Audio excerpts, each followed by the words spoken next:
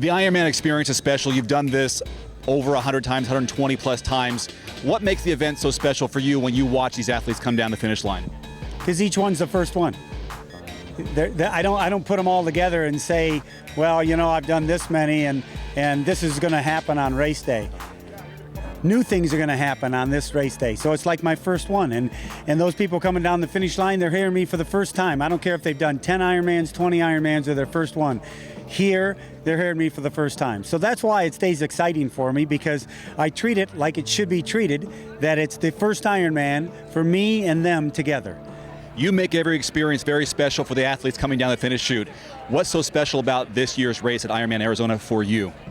Well, you know, I've called over, 350,000 people in Ironman, and for the first time, I'm going to do something for the very first time in my life.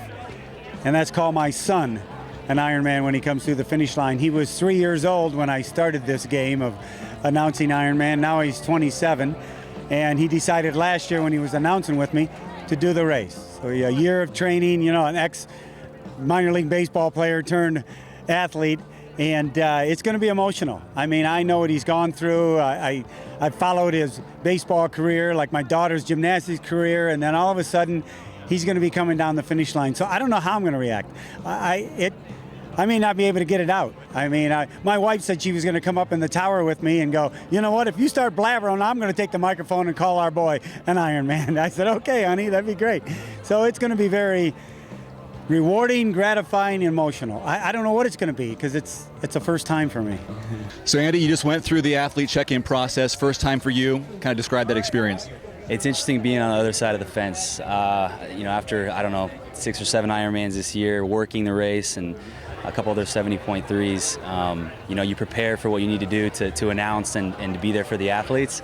But to be on the other side of the fence and just going through that check-in process is definitely a little bit different. It became very real as we kind of got the chip and walked out and said, I'm actually doing the race.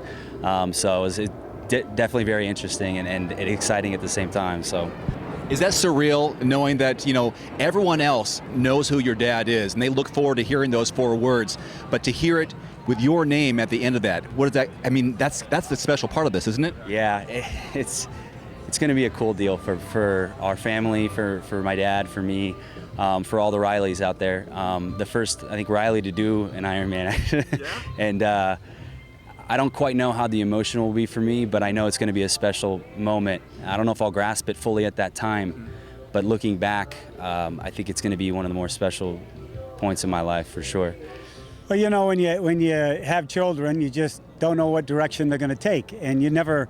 My wife and I never wanted to push them in any direction we were going, but I think we just kind of led by example with a healthy lifestyle. And obviously, he was 3 years old when I worked my first Ironman. Now he's 27, and for him to come full circle and all of a sudden after his baseball career and college and his work at Active to now do an Ironman, it's very rewarding. It's gratifying. I mean, he's his own person and made his own decision to do it, and he made his own decision on how he trained. You know, we'd go out training together, but it was like this is all him. So I love it. I love it. What happened when you approached your dad saying, hey, I think I'm going to do one of these?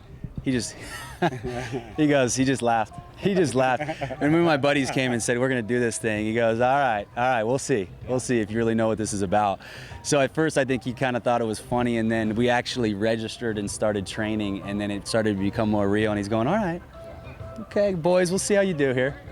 You know, in a way, Andy is following in your footsteps as an Ironman announcer now. Any chance you might follow in your son's footsteps and step out there with everybody else? Yeah, one day. You know, it's not like I feel I've got pressure to go out there and get an Ironman done, because what I do right now at the races, I enjoy immensely. And I want to make sure I'm there for as many athletes as I can throughout the year. So there'll be a time when it'll click and I go, okay, I'm going to go do Hawaii. I'm going to, you know, who knows when. But yeah, he's announcing a few races with me. I'm not pushing him. He likes doing it.